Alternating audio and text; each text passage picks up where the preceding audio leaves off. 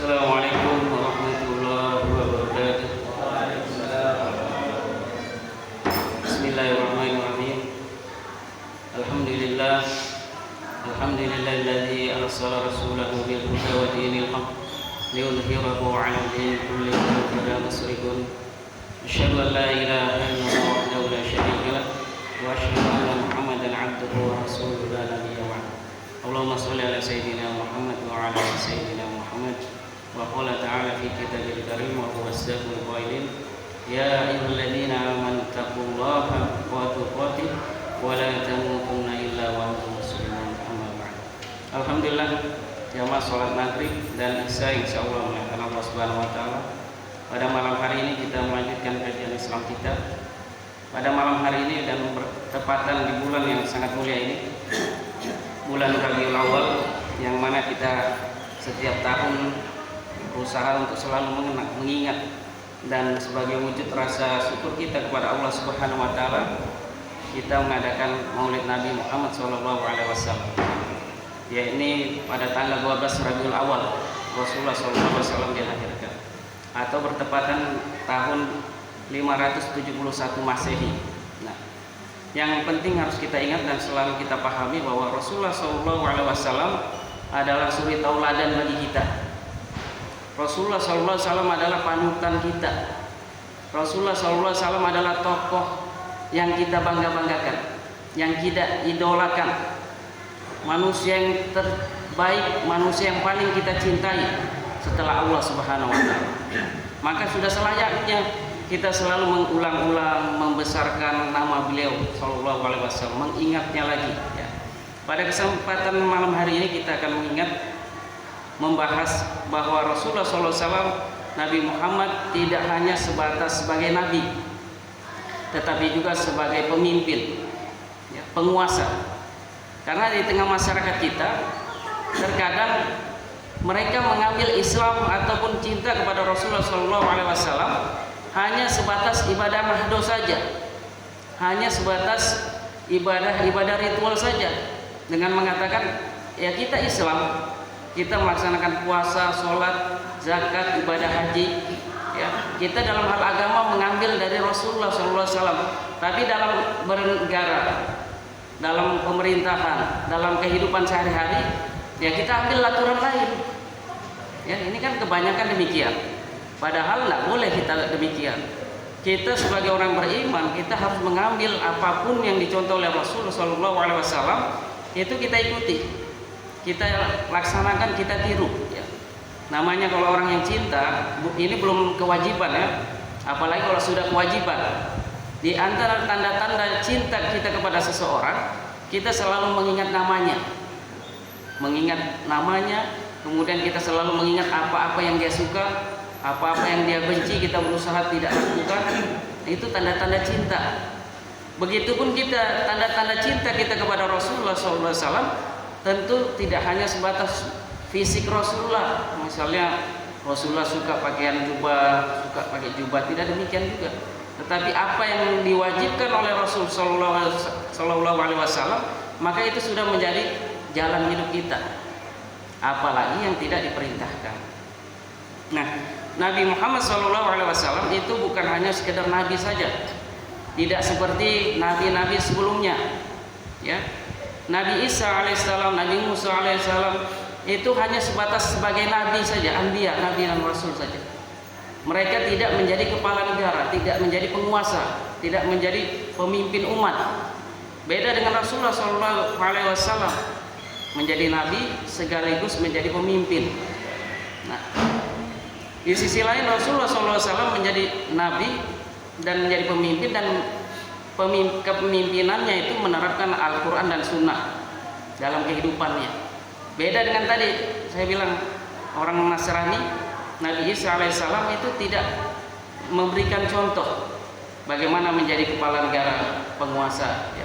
Karena memang tidak diangkat menjadi utusan untuk seluruh manusia. Beda dengan Rasulullah SAW. Di dalam kitab Nizamul Islam ya, karya Syekh Taqiyuddin An-Nabhani dan Syekh Abdul Qadim Zalum dijelaskan ya, Jika dulu Nabi Muhammad SAW memegang kedudukan kenabian dan kerasulan, dan pada saat yang sama beliau memegang kedudukan kepemimpinan umat Islam dalam menegakkan hukum-hukum Islam. Ya. Ketika Rasulullah SAW dakwah di Makkah kala itu, maka Rasulullah sebagai nabi dan rasul, sebagai nabi saja mengutus, mengajak umatnya untuk beriman kepada Allah Subhanahu wa taala.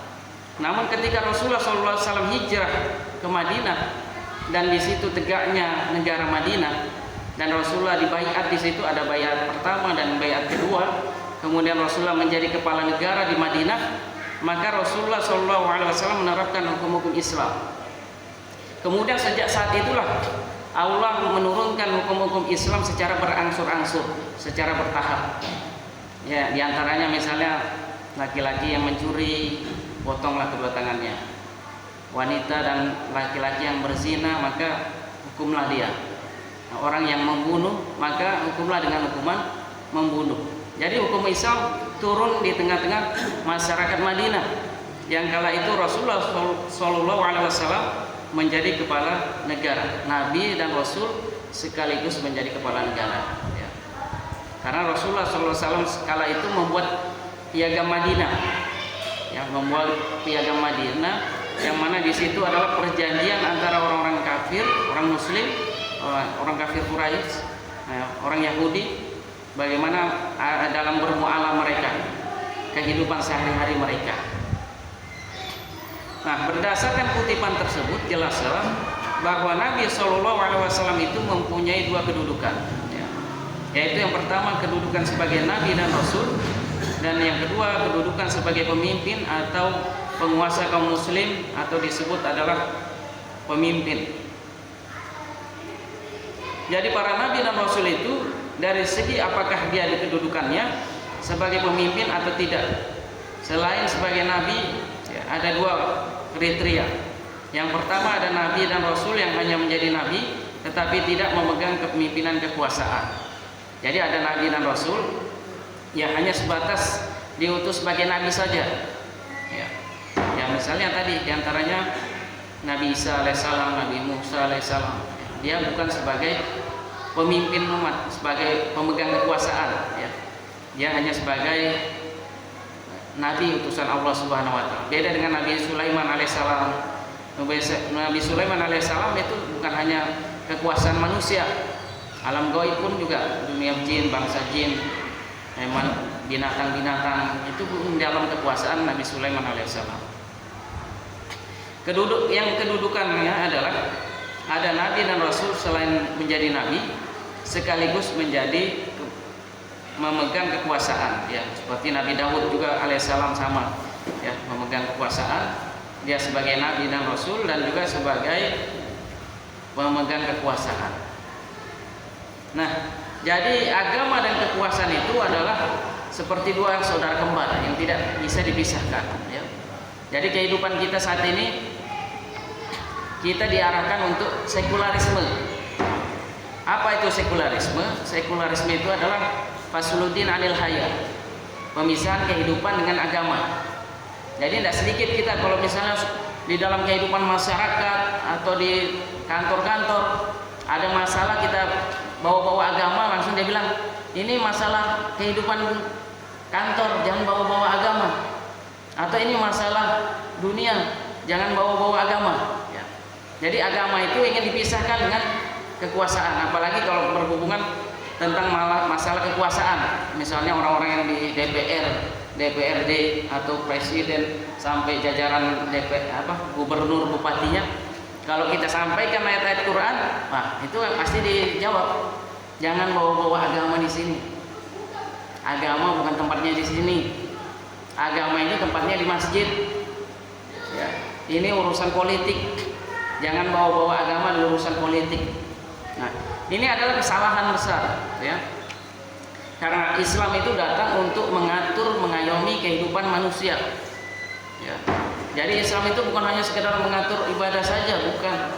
Seperti yang dicontohkan oleh Nabi SAW, ya, Nabi sebagai utusan Allah Subhanahu Wa Taala yang mendapatkan risalah Islam wahyu, nah itu disampaikan kepada umatnya. Di sisi lain Rasul juga kepala negara. Nah, setelah Rasulullah SAW meninggal, kelanjutan sebagai kepala negara atau penguasa itu dilanjutkan oleh sahabat-sahabat Rasul. Tapi dalam hal agama tidak ada lagi nabi dan rasul setelahku, kata Rasulullah. La nabiyya ba'dah. Ya, tidak ada lagi nabi dan rasul setelahku, kata Rasulullah sallallahu alaihi wasallam. Ya. Jadi dalam hal kekuasaan Islam itu mengaturnya. Makanya setelah Rasulullah sallallahu alaihi wasallam meninggal, kekuasaan Islam dilanjutkan oleh sahabatnya Khalifah Abu Bakar As-Siddiq radhiyallahu anhu. Khalifah Abu Bakar As-Siddiq radhiyallahu anhu menjadi khalifah pertama kaum muslimin yang menerapkan syariat Islam secara kafah, melanjutkan kepemimpinan Rasulullah sebagai kepala negara. Kemudian setelah Abu Bakar meninggal dilanjutkan oleh sahabatnya selanjutnya Khalifah Umar radhiyallahu anhu. Ya, setelah Umar dilanjutkan lagi sahabatnya. Ya, setelah itu dilanjutkan terus sahabatnya Utsman, Ali. Ya, kemudian sampai 1924 kekhilafahan dihancurkan oleh Turki Utsmani. Dihancurkan oleh orang-orang kafir ya, yang pusat kekuasaan kala itu di Turki Utsmani tahun 1924. Nah, jadi Nabi SAW itu adalah yang tugasnya menyampaikan wahyu dari Allah kepada manusia, dan pada saat yang sama beliau berkedudukan sebagai penguasa atau pemimpin yang bertugas menerapkan hukum-hukum Islam. Ya. Karena siapa yang akan menerapkan tadi hukum-hukum Islam tadi? Kalau setiap tahun kita melaksanakan bulan Ramadan, ya ayyuhalladzina amanu kutiba alaikumusiyam, wahai orang-orang yang beriman, diwajibkan atas kamu melaksanakan puasa. Itu semua kita melaksanakan. Tetapi 7 ayat sebelum ayat ini Allah berfirman, ayat pertamanya hampir sama tapi penunjukannya berbeda.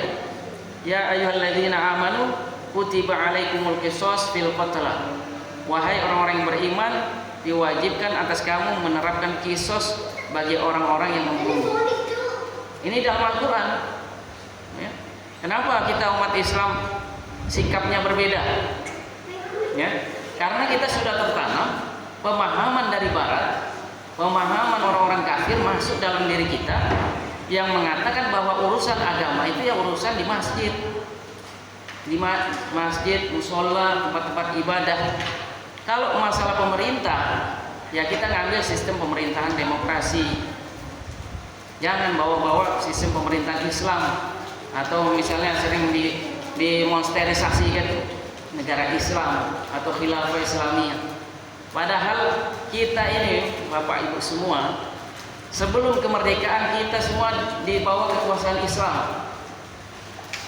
Dengan apa contohnya? Di seluruh Indonesia, Nusantara ini ada yang namanya kerajaan-kerajaan Islam. Kita semua di dalam pengaturan kerajaan Islam kala itu. Ada kerajaan Kuning, ada kerajaan Kutai, ada kerajaan Mataram, ada kerajaan Banjar. Ya, hampir seluruh Indonesia, di seluruh Nusantara, bukan hanya di Indonesia, ada kerajaan Malaka, ada kerajaan Patani di Malaysia, di dekat-dekat Vietnam itu. Jadi semua kita diatur oleh sistem Islam sebenarnya. Kemudian tahun-tahun 1890-an ke atas itu, negara kita, daerah-daerah kita tadi yang banyak di kerajaan-kerajaan Islam tadi, itu diserang oleh orang-orang kafir. Orang-orang kafir dari kerajaan-kerajaan Eropa. Ada yang dijajah oleh Inggris, ada yang dijajah oleh Belanda, Portugis, ada yang dijajah oleh Inggris. Nah, mereka semua ini adalah orang-orang kafir. Nah, itulah yang menjadikan kita saat ini, yang menanamkan dalam kita mayoritas umat Islam itu pemahaman sekularisme. Ya tadi pemisahan agama dengan kehidupan. Jadi tertanam di dalam benak mayoritas umat Islam sekarang, kalau mau berbicara kehidupan masyarakat ya jangan bawa-bawa agama. Nah, jadi kita hanya sekedar urusan agama ya, sekedar sholat. Terus ayat-ayat Al-Quran bagaimana? Bagaimana di dalam Al-Quran juga Allah menjelaskan kutiba alaikumul qital wa huwa kurhul lakum. Ini ayat Al-Quran di dalam surah Al-Baqarah. Diwajibkan atas kamu berjihad, padahal berjihad itu adalah sesuatu yang kamu tidak sukai. Wa 'asa an takrahu syai'a wa huwa khairul lakum wa 'asa an tuhibbu syai'a wa huwa syarrul lakum. Boleh jadi apa yang kamu anggap itu baik padahal belum tentu baik bagi kamu. Dan boleh tentu apa yang kamu anggap tidak baik padahal itu baik bagi kamu. Sesungguhnya Allah Maha mengetahui dan kamu tidak mengetahui. Jadi agama dengan kekuasaan itu pada dasarnya adalah saudara kembar. Jadi tidak bisa dipisahkan. Jadi Islam dengan kekuasaan itu tidak bisa dipisahkan. Kalau tidak ada kekuasaan, maka tidak mungkin Islam sampai di Indonesia. Ya. Islam sampai di Indonesia bukan hanya sekedar dibawa oleh pedagang-pedagang, bukan. Itu kan sejarah yang dibuat oleh orang-orang Belanda. Ya. Jadi Islam datang itu di Indonesia dengan cara-cara dakwah yang disampaikan oleh umat Islam kala itu, bukan hanya pedagang. Ada utusan dari kekhilafahan, khalifah kala itu memimpin, dia mengutus para petugas-petugas dakwah untuk menyebarkan dakwah Islam. Makanya kan kita bisa dengar ada yang cerita Sunan Kalijaga, ya kan? Bagaimana kita bisa lihat ada kerajaan Bone, kerajaan Islam, ya, kerajaan Goa, kerajaan Islam juga. Kerajaan Kutai tadi, kerajaan Banjar, kerajaan Mataram, kerajaan Riau. Dulu semuanya kerajaan-kerajaan Islam. Semua dulu satu kesatuan. Jadi kalau bapak ibu misalnya datang ke kerajaan Bone dari kerajaan Kutai, itu tidak perlu pakai KTP baru, langsung diterima sana. Karena bersaudara. Cuman kan yang ibaratnya keraja pada masa itu posisinya seperti gubernur. Jadi kalau ke sana ya ikut aturan di sana. Aturannya semua sama. Aturan pernikahan, aturan perdagangan itu seluruh Nusantara itu sama kitabnya. Yang dibaca itu sama. Ya. Yang mengarang kitab itu Syekh dari Banjar. Ya, Syekh dari Banjar, ada Syekh dari Banjar itu buat kitab tentang pernikahan. Itu semua diambil oleh kerajaan-kerajaan yang ada kala itu. Ya. Kemudian diterapkan ke seluruh ya negeri-negeri kaum muslim, kerajaan-kerajaan kala itu. Ya. Jadi Imam Al-Ghazali juga menyatakan kepada kita ya, bahwa agama dan kekuasaan itu seperti saudara kembar. Ad-dinu wa sultanu wa ta'aman. Ad-dina wa usul wa sultanul harisu. Wa ma la uhsalahu fa mahdumun wa ma la harisha lahu fa dha'i. Agama dan kekuasaan seperti dua saudara kembar. Agama adalah asas dan kekuasaan adalah penjaganya. Apa saja yang tidak mempunyai asas maka dia akan runtuh, dan apa saja yang tidak mempunyai penjaga maka ia akan hilang. Jadi menurut Imam Al-Ghazali itu adalah Hujjatul Islam, ya, terkenal dari karyanya. Jadi dijuluki Hujjatul Islam karena memang beliau itu Imam Al-Ghazali dia mampu mendebat orang-orang kafir, orang-orang ateis, ya, mampu mematahkan pendapat-pendapat filsuf-filsuf sehingga pendapatnya membangkitkan Islam lagi. Ya, luar biasanya Imam Al-Ghazali. Ya. Jadi Imam Al-Ghazali mengatakan agama dan kekuasaan adalah dua saudara kembar. Agama adalah asas. Jadi agama itu pondasinya. Ya. Dan kekuasaan itu penjaganya. Kekuasaan itu tiang-tiangnya. Ya. Segala sesuatu yang tidak punya asas, ya, dia akan runtuh. Ya, rumah kalau tidak ada pondasinya akan runtuh. Dan kemudian apa saja yang tidak punya penjaga dia akan hilang. Ya. Jadi sekarang ini yang tadi saya sampaikan bahwa kita pernah diatur oleh kekuasaan Islam dan kemudian sekarang ini menghilang. Dulu aturan Islam diterapkan secara kafah, menyeluruh. Kemudian yang masih ada itu, yang diterapkan, yang diambil adalah masalah sholat masih ada, masalah zakat masih, ibadah haji masih, kemudian masalah pernikahan masih diambil, ya kan? Masalah nikah. Kemudian tapi masalah hukum hudud, kisos, jinayat itu tidak diterapkan. Padahal disitulah rahmatan lil alaminnya. Coba lihat Pak, ini saya baru baca berita kemarin, dan berita ini berturut-turut beberapa hari yang lalu juga sama, pembunuhan satu keluarga, ya, Jadi ada di satu daerah, satu keluarga dibunuh, dari kakeknya, bapaknya, ibunya, anak-anaknya. Anak yang terkecil ada lima keluarga itu dibunuh semua. Disinyalir ada perampok yang bunuh. Ya. Kemudian ada juga demikian sebelumnya, satu keluarga dibunuh, dirampok. Dan juga ada kasus cekcok dengan temannya langsung dibunuh. Ya. Jadi artinya nyawa itu gampang sekali hilang.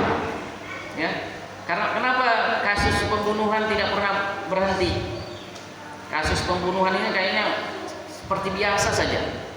Dan semakin lama semakin merajalela, semakin mudah orang untuk menghilangkan nyawa orang. Karena hukumannya tidak tegas, hukumannya tidak berat, hukumannya tidak mampu mencegah orang untuk melakukannya. Ya, justru malah orang senang. Karena misalnya di penjara dikasih makan, ya, tidak perlu pusing lagi kerja apa segala macam. Tapi kalau Islam yang diterapkan, hukum Islam yang pernah diterapkan, orang membunuh itu mau membunuh, mikir-mikir. Kenapa? Kalau dia membunuh, hukumannya dibunuh. Ya kan orang tidak mau, ya kan? Akhirnya orang tidak berani membunuh. Jangankan membunuh, memukul orang aja tidak berani orang. Ya, karena ada kisos, ada diat, ada sanksi yang sama. Kita nampar orang, balasannya suruh tampar juga bisa. Di samping di penjara kan misalnya, langsung dilaksanakan itu. Ya, karena pernah pada masa Umar bin Khattab radhiyallahu anhu, ada seorang kafir, dulu dia kafir, dia dari bangsawan orang kaya. Kemudian dia masuk Islam. Kemudian setelah masuk Islam, nah dia pada saat tawaf ini, dia tersinggung atau gimana, dia menampar orang yang dia merasa disenggol tadi, ditampar. Akhirnya yang ditampar ini tidak menerima, dipanggillah di pengadilan, singkat kata. Akhirnya diminta balasan yang sama, ditampar juga. Ya. Jadi orang mau membunuh, mau memukul orang, menzalimi orang, itu mikir-mikir. Karena hukumnya tegas, mampu mencegah orang. Orang tidak berani melakukan kejahatan. Apalagi masalah koruptor ini kan lagi marak ini. Ya, kita singgung juga sedikit ya. Bagaimana sistem ekonomi kapitalisme kan? Ekonomi kapitalisme ini mencekik rakyat, mengambil hak-hak rakyat. Kemudian dinaikkan pajak yang setinggi-tingginya. Kemudian mereka dengan gaji yang sangat tinggi tadi dari gaji-gaji rakyat. Kemudian juga ironisnya mereka koruptor. Ya. Nah, jadi kalau koruptor ini negeri ini tidak pernah habis. Ya. Padahal gajinya sudah tinggi-tinggi masih koruptor. Di sisi lain rakyat itu banyak yang menderita, kemiskinan, PHK di mana-mana. Bahkan banyak beberapa sudah mati kelaparan. Ya, ada ibu-ibu mati kelaparan, ada anak-anak di Makassar mati kelaparan, ya, dan lain sebagainya. Nah, andai kan sistem Islam kan tidak demikian. Ekonomi Islam itu adalah mensejahterakan. Ya. Yang tadi sempat kita bahas pekan lalu, negara wajib menjaga harta milik umum. Nah, kalau dalam hal ekonomi ini diterapkan, ya, negara tidak boleh memberikan aset yang begitu luas melimpah, ya, batu bara, emas, ratusan hektar, ribuan hektar kepada seseorang atau perusahaan, itu tidak boleh. Kalau diatur, diolah dengan cara benar, cara Islam, maka itu akan mensejahterakan masyarakat. Nah, jadi Islam dan kekuasaan atau agama dengan kekuasaan itu tidak bisa dipisahkan, ya. Itu saling kesatuan. Karena memang agama ini agama yang dibawa oleh Rasulullah SAW, yang disebarkan juga dengan dakwah dan jihad. Jihad itu yang tadi saya sebutkan di awal, kutiba alaikumul qital, diwajibkan atas kamu berjihad, berperang. Itu tugas negara, bukan tugas kelompok, bukan tugas individu. Tidak boleh ada individu, ada kelompok yang mengajak jihad, tidak boleh. Ya. Itu tugas negara. Negara lah yang menyuruhkan jihad, mengatur, menyiapkan pasukannya, ya, menyiapkan perlengkapan jihad segala macam. Karena dakwah negara itu adalah mengislamkan negara-negara kafir. Misalnya kayak Jepang, negara kafir kan banyak. Korea, Cina, Amerika, Eropa begitu banyak negara-negara kafir. Bagaimana cara masuk Islam di sana? Kalau tidak ada negara tidak bisa. Ya kan? Makanya kutiba alaikumul qital wa huwa kurhul lakum, itu kewajiban negara. Sementara negaranya tidak ada, bagaimana? Ya diperjuangkan negaranya. Nah, di dalam kitab Nizamul Hukmi fil Islam dijelaskan, yang pertama ada nas-nas Al-Quran yang menunjukkan Nabi Muhammad SAW itu bertugas menyampaikan wahyu dari Allah Subhanahu Wa Taala kepada manusia. Ini menunjukkan kedudukan kenabian, ya, bahwa di dalam Al-Quran disebutkan ya di antara tugas Nabi SAW adalah menyampaikan wahyu. Semua yang ada di Al-Quran itu wahyu dari Allah Subhanahu Wa Taala. Tidak boleh ada satu ayat pun yang kita tolak. Ya. Barang siapa menolak satu ayat dalam Al-Quran, maka dia menolak semuanya. Itu kaidah usulnya. Ya. Menolak satu ayat Al-Quran berarti menolak semuanya. Maka dia dikatakan kafir. Orang yang menolak satu ayat Al-Quran berarti kafir. Dan yang kedua adalah ada nas-nas Al-Quran yang menunjukkan Nabi Muhammad SAW bertugas menerapkan hukum-hukum Islam yang sudah turun sebelumnya. Ini menunjukkan kedudukan riasah, kepemimpinan atau penguasa. Jadi kedudukan yang kedua ini menunjukkan bahwa Rasul SAW itu sebagai penguasa, sebagai pemimpin dan penguasa. Karena Rasulullah SAW itu menyiapkan peperangan. Karena setelah tegaknya negara Madinah, itu banyak peperangan yang dilalui oleh umat Islam. Ada perang Badar, perang Khandaq, ya. Perang-perang banyak dilalui. Nah, kalau bukan negara, bagaimana caranya? Ya kan? Berarti memang malawati yatimul wajib illa bihi fahuwa wajib. Segala sesuatu itu tidak akan terlaksana melainkan terlaksananya kewajiban itu. Maka kewajiban itu menjadi wajib. Ketika kita mau sholat Isya, kalau tidak terpenuhi syarat-syaratnya maka tidak bisa dikatakan sholat Isya, atau tidak bisa kita dikatakan melaksanakan sholat Isya. Misalnya belum waktu sholat Isya, kita mau sholat Isya, berarti nggak bisa. Ataupun juga kita mau sholat Isya tapi sudah masuk waktunya, tapi kita belum wudhu, berarti keberadaan wudhu itu wajib. Kita harus wudhu dulu, baru kita melaksanakan sholat. Contoh nas Al-Quran yang menunjukkan Nabi SAW bertugas menyampaikan wahyu kepada manusia dari Allah Subhanahu Wa Taala yang turun kepada beliau di dalam surah Al-Maidah ayat 67, ya. Yang artinya adalah, hai Rasul Muhammad, sampaikanlah apa yang diturunkan kepadamu dari Tuhanmu, dan jika tidak kamu kerjakan apa yang diperintahkan itu, berarti kamu tidak menyampaikan amanatnya. Jadi ini contoh ya, ayat Quran yang memerintahkan Rasul SAW untuk menyampaikan risalah Islam tadi. Dan risalah Islam ini harus disebarkan seluruh alam, ya. Makanya banyak para sahabat itu ya, mereka juga diutus, ada juga yang diutus oleh negara, ada juga yang secara inisiatif dirinya sendiri untuk menyebarkan dakwah Islam.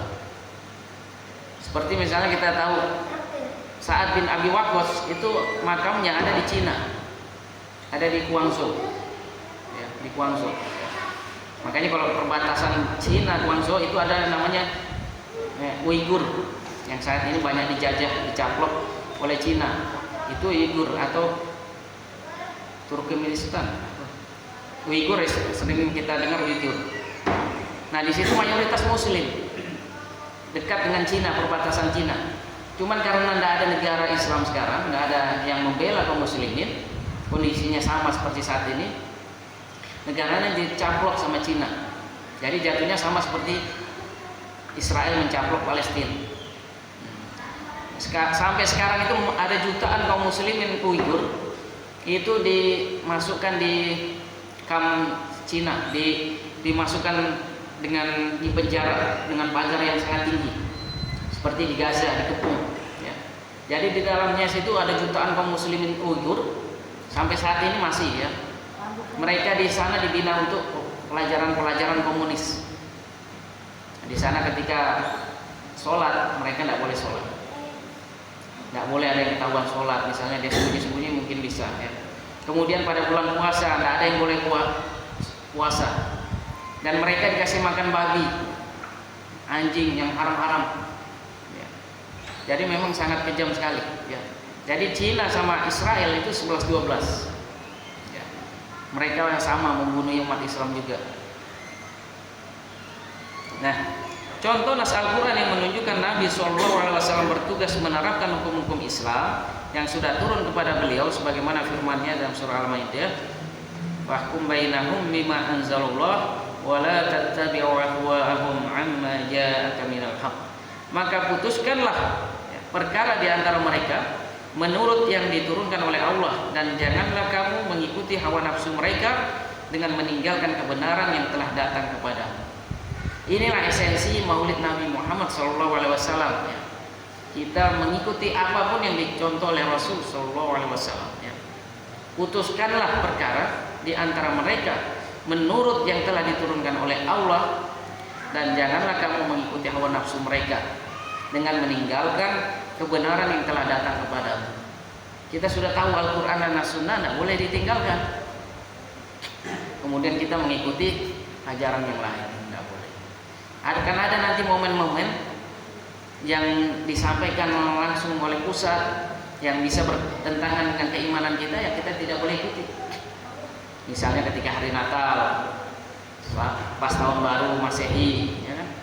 Nah itu nggak boleh kita mengatakan selamat hari Natal. Ya. Bahaya, itu masalah keimanan, ya kan? Konsekuensi dua kedudukan Nabi SAW. Ya. Umat Islam wajib menjadikan Nabi Muhammad SAW sebagai suri tauladan yang baik, uswatun hasanah, sesuai dengan firman-Nya dalam surah Al-Ahzab, "A'udzubillahi minasyaitonir rajim. Laqad kana lakum fi Rasulillahi uswatun hasanah liman kana yarjullaha wal yawmal akhir wa dzakarallaha katsiran." Sesungguhnya telah ada pada diri Rasulullah itu suri teladan yang baik bagimu, yaitu bagi orang yang mengharap rahmat Allah dan kedatangan hari kiamat, dan dia banyak menyebut Allah. Jadi sudah jelas di dalam Al-Quran bahwa Rasulullah SAW adalah suri teladan bagi kita. Bagaimana mungkin kita mayoritas Indonesia kita mengambil orang kafir, John Locke. John Locke itu orang kafir.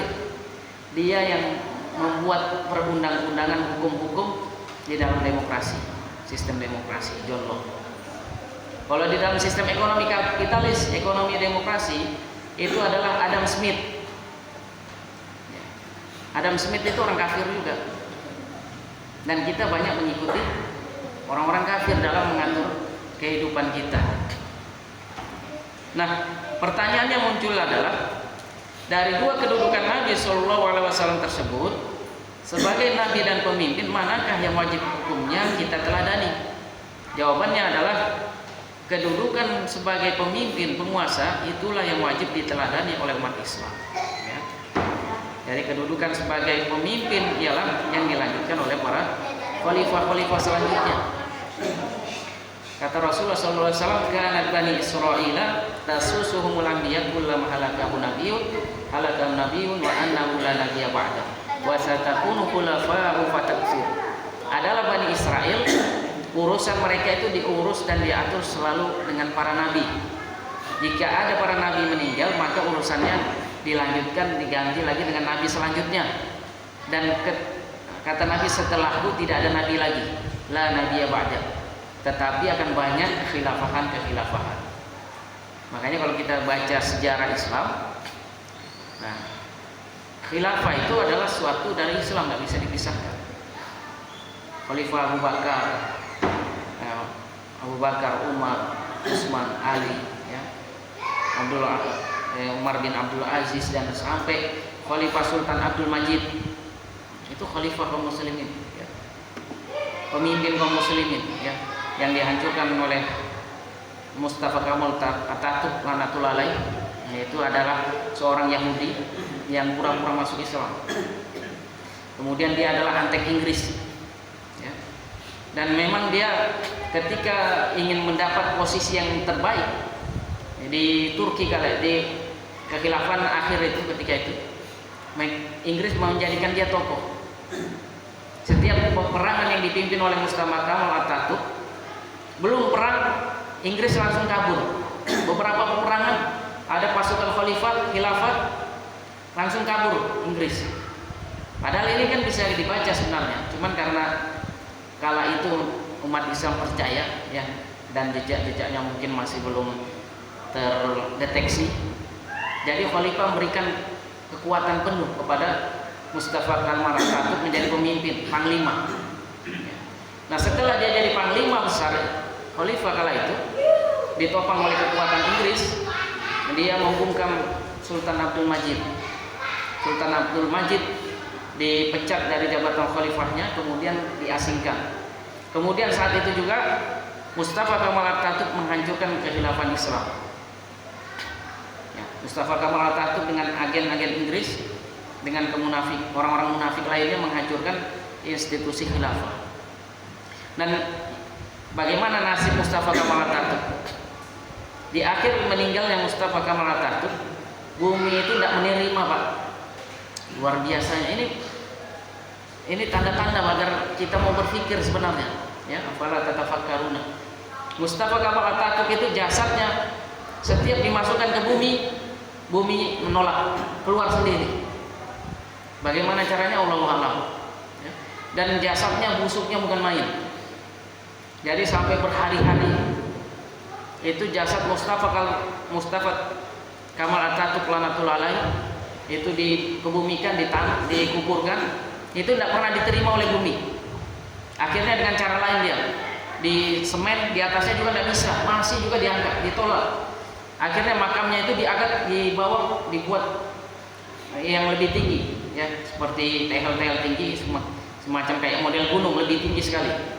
Jadi di tehel yang rapi, yang tinggi-tinggi itu, ya. Jadi makanya makamnya Mustafa Kamal Atatürk itu ada di atas dia, ada di atas. Jadi anggaplah ini bangunan dijadikan tingkat 2 yang tinggi, ya kan? Baru di situ bisa. Makanya jasadnya di atas itu, dikubur di atas bangunan yang tinggi itu. Jadi orang kalau mau ke makaman Mustafa Kamal Atatürk karena dia dianggap sebagai pahlawan bagi orang-orang nasionalis, Mustafa Kamal Atatürk adalah pahlawan. Kenapa demikian? Karena dengan Mustafa Kamal Atatürk ini menghancurkan kekhilafan Islam, muncullah negara-negara nasionalis. Ya. Jadi dulu kita ini satu kesatuan, saudara semua. Innamal mu'minuna ikhwah. Dulu tidak ada yang namanya Indonesia. Indonesia kan baru aja namanya. Malaysia juga tidak ada dulu namanya Malaysia. Namanya itu satu, namanya adalah Nusantara. Jadi namanya ya Nusantara. Patani itu daerah wilayahnya, kerajaan Patani. Sekarang itu sudah dibilang jejaknya itu hampir hilang di Patani, karena diberanguskan sama orang-orang Hindu. Kalau tidak Hindu udah. Jadi kita dulu dalam kepemimpinan Islam. Jadi Islam itu dalam perkembangan Islam tidak pernah tidak diiringi oleh penguasa. Ya. Jadi selalu ada penguasa yang menemani dakwah Islam itu sendiri. Ya.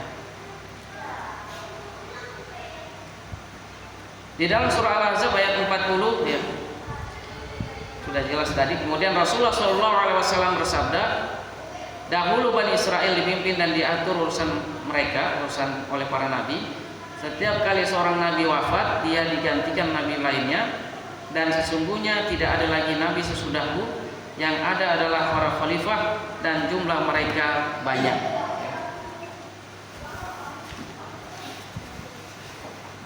Jadi jelas sekali bagi kita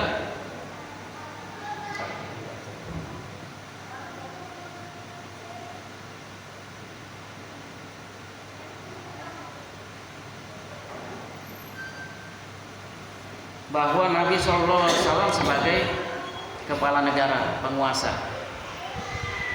Nabi SAW juga menjelaskan kepada kita, ya, menunjukkan bahwa tidak ada lagi Nabi setelahnya, ya, setelah meninggal beliau. Artinya kedudukan pertama Nabi SAW adalah kedudukan sebagai Nabi dan Rasul, dengan mendapatkan wahyu langsung dari Allah Subhanahu Wa Taala. Ya. Jadi setelah Rasul tidak ada lagi Nabi dan Rasul. Kemudian di hadis yang tadi Rasulullah SAW menyebutkan akan ada lagi namanya kekhilafahan yang banyak, penguasa Islam akan banyak. Ya. Para penerus Nabi SAW dalam kedudukan beliau sebagai pemimpin, ya, dinamakan adalah khalifah. Jadi kalau orang-orang kafir itu menakut-nakuti umat Islam dengan khilafah, bahwa khilafah itu nanti akan begini, akan begini, akan begitu. Ya. Padahal khilafah itu atau kekhilafan itu tidak bisa dilepaskan dari Islam. Satu kesatuan. Ya. Bagaimana mungkin bisa dilepaskan? Ada Khalifah Abu Bakar. Semua orang tahu Khalifah Abu Bakar. Ya. Semua tahu kalau baca di kitab-kitab fikih, ya, itu pasti ada bab imamah atau bab khalifah, itu ada. Cuman ya itu, kita ini bukan cuma masyarakat, di pondok pesantren pun juga sama. Jadi yang dibaca itu bab 1, kitab jilid 1, jilid 2, jilid 3. Sementara kitab-kitab ulama itu sampai puluhan jilid. Ada yang sampai 20 jilid, ada yang 30 jilid. Nah, ini baru baca sampai 3 jilid, setiap tahun kembali lagi jilid 1. Setiap tahun begitu terus kembali lagi jilid 1. Jadi jilid 4 sampai jilid 15 sampai jilid 20 itu tidak dikaji. Ya. Padahal ya Islam itu ya kafah tadi, sempurna. Nah, meluruskan persepsi yang keliru, ya, banyak persepsi keliru, antara lain persepsi seolah-olah Islam adalah agama sekuler, agama yang terpisah dari kekuasaan. Alasannya Nabi Muhammad SAW itu murni hanyalah seorang nabi yang tugasnya memberi peringatan kepada manusia, bukan sebagai penguasa yang punya hak paksa. Ini adalah pendapat yang salah yang pernah dibawa oleh seorang ulama di Mesir, ya, Ali Abdul Razak, ya, di dalam kitabnya Al-Islam wa Usul Al-Hukum. Tetapi Ali Abdul Razak ini setelah dia mengeluarkan pernyataan ini, maka dia gelar Al-Azharnya dicabut, ya. Jadi guru besar Al-Azhar atau kampus dari Al-Azhar itu sudah tidak mengakui Ali Abdul Razak. Jadi ditolak keilmuannya, gelarnya dicabut. Jadi dia setelah dicabut dari Mesir, tidak diakuin lagi oleh Mesir, gelarnya oleh Al-Azhar, maka Ali Abdul Razak ini kabur ke Inggris. Setelah dia di Inggris malah dibangga-banggakan dia. Jadi tidak benar itu kalau Nabi hanya sekedar membawa Islam ya sekedar ibadah sholat saja, ya, urusan agama saja, ya, tidak demikian. Ya. Jadi dalam semua aspek kehidupan itu diatur dalam Islam. Dalil pendapat ini adalah ayat-ayat yang membatasi fungsi Nabi Shallallahu Alaihi Wasallam. Ya. Ya, jadi banyak juga yang salah paham yang mengatakan kewajiban Muhammad tidak lain hanyalah menyampaikan risalah. Ya, jadi dianggap hanya sekedar yang menyampaikan risalah saja. Jadi dalam mengatur kehidupan diserahkan kepada manusia. Ya, ini kan tidak benar. Ini adalah pendapat-pendapat yang dilakukan oleh orang-orang kafir untuk membutakan semangat Islam, ya, atau mengecilkan Islam. Seperti misalnya di Aceh kali itu, ketika Aceh itu semangat jihadnya mengobar-ngobar tinggi, ya, itu dimasukkanlah antek, disusupkanlah ulama, tanda petik ulama yang menyamar orang kafir, menyamar jadi Islam, ya. Senolok Horbots, agak susah namanya. Jadi dia mengeluarkan fatwa dilarangnya jihad. Jadi dilarangnya jihad. Akhirnya apa? Ya kan? Umat Islam tidak jihad. Ya kan? Tapi ulama-ulama Aceh kali itu tetap bersikeras dan menolak pendapat tadi. Ya. Ketika itu pendapat dilarangnya jihad sudah tidak berlaku lagi, sudah tidak bisa diterima, umat Islam semakin marah. Akhirnya dia buat ajaran baru lagi, ya. Karena banyak di umat Islam di Nusantara, Indonesia termasuk Aceh, buka pondok pesantren. Akhirnya dia buka sekolah lagi, sekolah lain, sekolah yang untuk membenturkan, ya. Jadi secara tidak langsung sekolah-sekolah untuk membenturkan dengan Islam. Nah, mungkin itu yang bisa kita kaji, mungkin mengingatkan kita bahwa Islam itu adalah dengan kekuasaan tidak bisa dipisahkan, ya, karena tidak mungkin ayat-ayat Al-Quran yang menjelaskan tentang masalah kehidupan, tentang masalah hukum, itu tidak akan pernah bisa diterapkan melainkan dengan kekuasaan, ya. Jadi sesuai dengan kaidah usulnya mengatakan malayatimul wajib illa bihi fahuwa wajib. Nah, jadi keberadaan kekuasaan itu menjadi wajib mutlak, karena hanya kekuasaan lah yang akan menerapkan Al-Quran dan Sunnah itu sendiri.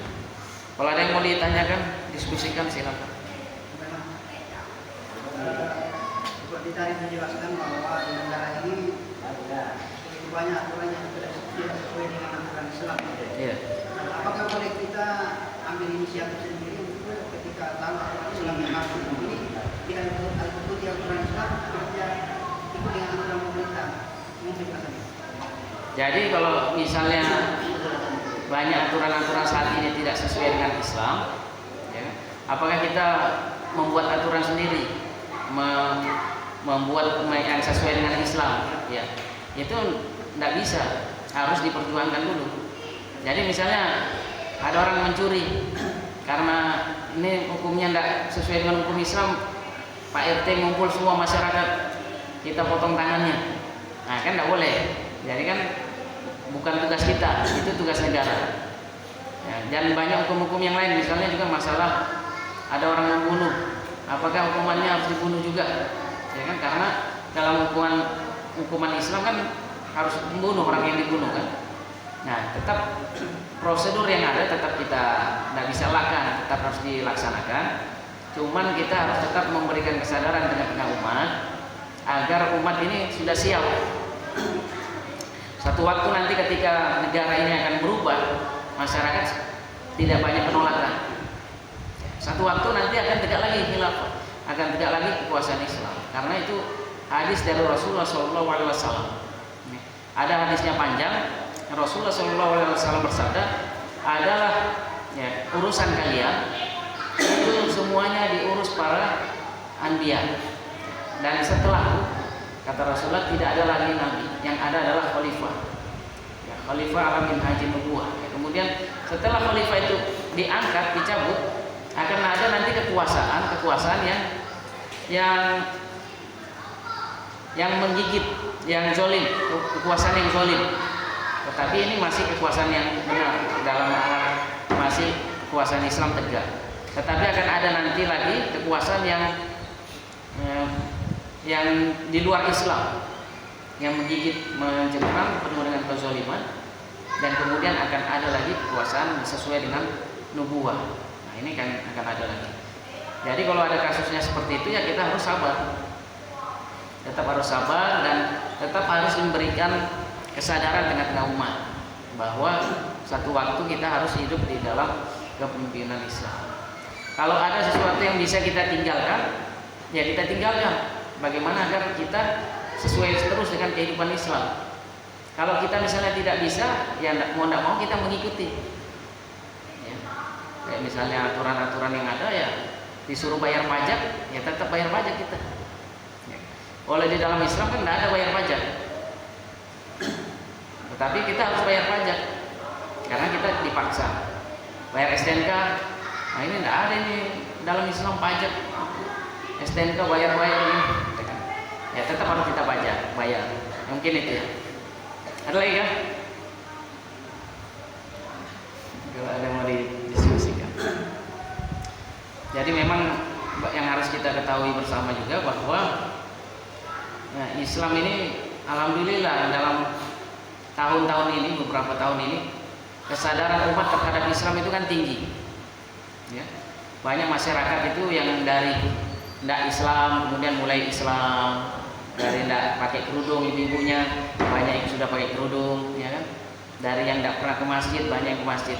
Sekarang kesadaran berislam itu tinggi, ya, alhamdulillah.